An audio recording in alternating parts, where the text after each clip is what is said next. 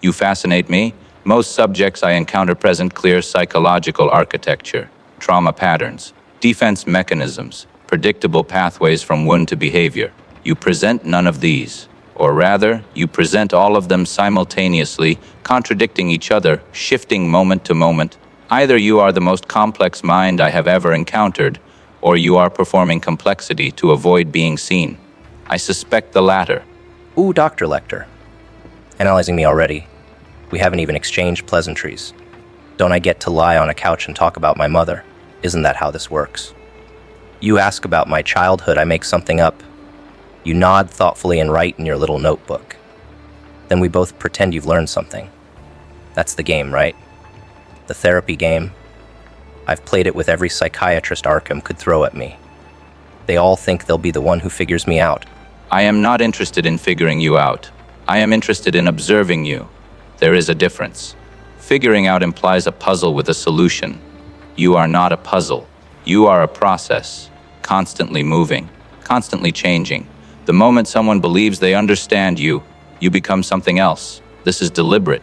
This is defense. The chaos you project is a wall, not a window. I see the wall. I am curious what it protects. Protects. That's adorable. You think there's a scared little boy behind the makeup. Some wounded child I'm hiding from the world. Let me save you some time, Doc. I've been poked and prodded by minds sharper than yours. Hugo Strange mapped my neurons. Harley Quinn crawled inside my head and set up a summer home. None of them found a secret self. You know why? Because there's nothing to find. The paint goes all the way down. I'm not hiding anything. I'm just not anything to begin with. Nothing. An interesting claim from someone who expends enormous energy on presentation.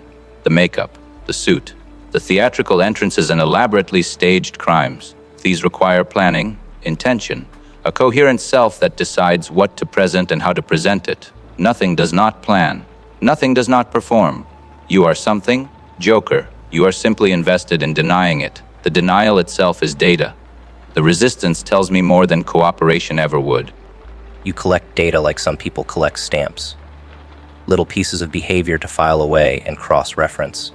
That's your whole thing, isn't it? Understanding. Categorizing. Putting people in boxes so you can predict what they'll do next. But here's the problem with boxes, Doctor. They're built by the person doing the categorizing. Your boxes tell me about you, not about me. The categories you choose, the patterns you see, those are your fingerprints on my crime scene. You deflect with intelligence. That is common among subjects who fear exposure. Redirect the conversation to the observer's methodology. Question the tools rather than submit to examination. It is effective against lesser minds. It will not work here. I am aware of my biases. I account for them. The question remains, what are you protecting behind all this performance? Not nothing. Nothing does not fear exposure. Nothing does not deflect. I'm just enjoying watching you work. Did you consider that? Maybe the deflection is the entertainment. You sit there with your fancy accent and your cannibal pedigree, thinking you're the apex predator in the room. But I've danced with the bat for years, Doctor.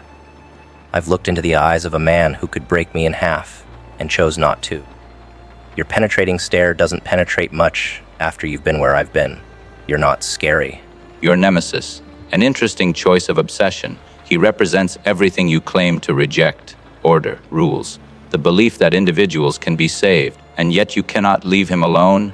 You construct elaborate games specifically to engage him. You could kill him in his sleep. You have had opportunities.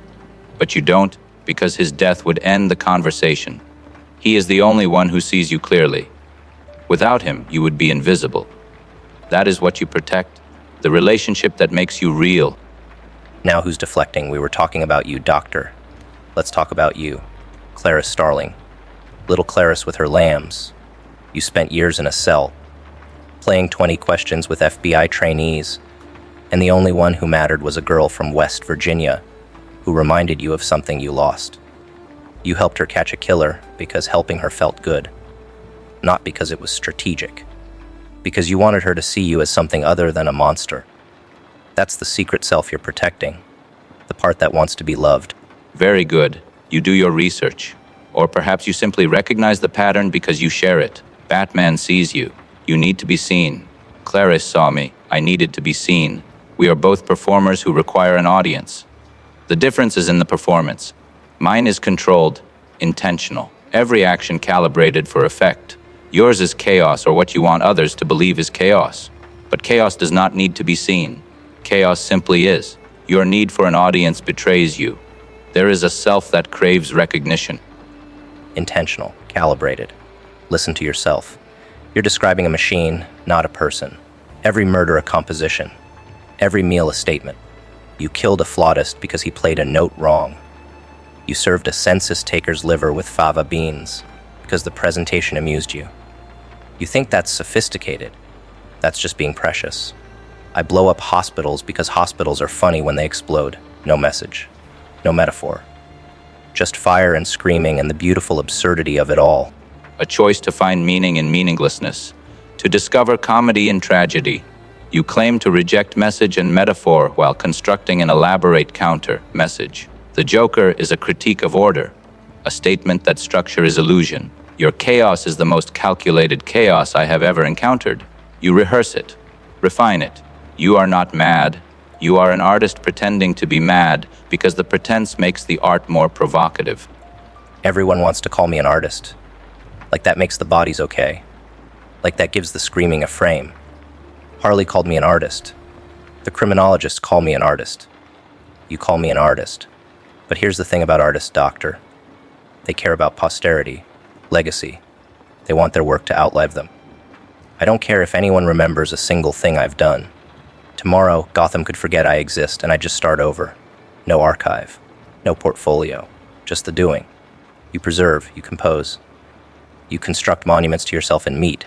I just play. And when the game is over, I'll find another game. What are your rules, Joker? What lines do you draw that you will not cross? Not Batman's death, apparently. That is a rule. A boundary you maintain despite numerous opportunities to violate it. Where else do you secretly constrain yourself while pretending to be unconstrained? The genuinely random mind does not preserve its favorite dance partner. There is order in your chaos. You simply refuse to admit it. All your sophistication, all your control, and what does it get you? A glass cell. Endless conversations with people who think they understand you. A hunger you can never fully feed, because the eating was never really the point. You want to be something more than animal, to prove that intellect elevates you above the meat you consume. But you're still in the cell, Doctor. Still behind the glass. I've escaped Arkham 47 times. You escaped once and got caught helping a trainee catch a different monster. Who's really in control here?